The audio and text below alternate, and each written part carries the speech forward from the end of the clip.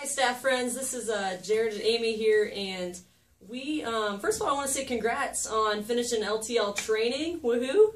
But also we're here just to share with you guys a little bit about our experience in being local team leaders together with the 937. So I hope that this will be helpful for you as you process your decision.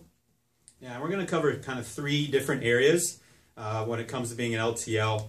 One is just the benefits of leading together and what that looks like. The second is kind of what we do to give leadership to our team meeting together and then reporting to our RD.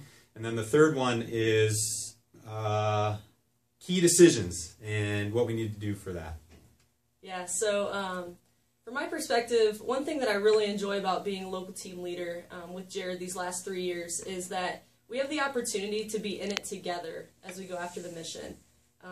And so one of the things that's been really helpful for us is I know a lot of you have probably done the Strength Finders. It's been helpful just to get to know each other in a way that we know each other's strengths and weaknesses and can really work together through that. Yeah, we had a really neat opportunity to kind of play this out at the weekly meeting at Wright State University, which allowed for both of us as co-leaders to express our passions when it comes to vision.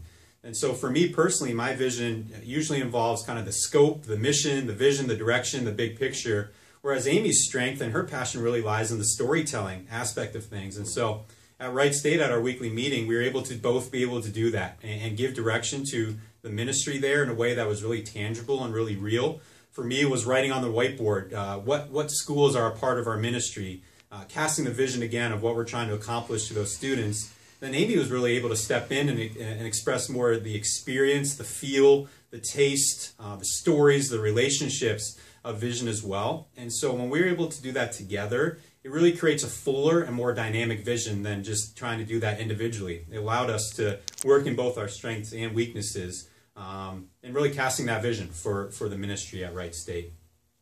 Yeah, so a big part of this as well is that both of us get to carry the load together rather than one leader carrying the entire load of the strategic plan and leading the team. So as we even think about every month, we actually sit down with Matt Hardy, our regional director, and one thing that's been helpful for us in that is it's just a time of connecting with him, and he asks us how we're doing, how we're leading, and then he also just helps keep us on track as we're going after the mission as a team and leading our team together. So that's what our relationship with Matt looks like. Yeah, it's really important too. Matt treats us as equals. He cares for us both the same. It's a really neat dynamic to be cared for structurally and organizationally, the way that Matt does in our ministry. And then every other week, Amy and I meet for an LTL meeting, and we get together just to kind of check in, see how we're doing individually in our walks with the Lord. We pray, we cover some of the key things, the big rocks that we want to cover in the ministry. And allows us to kind of work together, move to a place where if there's things that need to be accomplished, that we have time set aside for that meeting to make sure that we try to get those things done. And so just that we stay on the same page so our staff team can stay on the same page and move forward with some, again, those big things that we want to make sure are accomplished as a part of our ministry.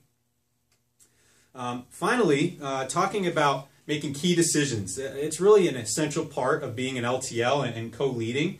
And so I think the biggest thing that really makes that plausible and doable is just trusting each other in making those big kind of key final decisions. It doesn't mean that there isn't disagreement. It doesn't mean that every single thing is agreed upon. But really it comes down to trust the heart and the walk of that co-leader. Even when you're not feeling passionately about something, that we have the same vision and the same goals. And we just really need to trust each other when it comes to how we're feeling led from the Lord and just being open and authentic and upfront with each other as we work through those decisions.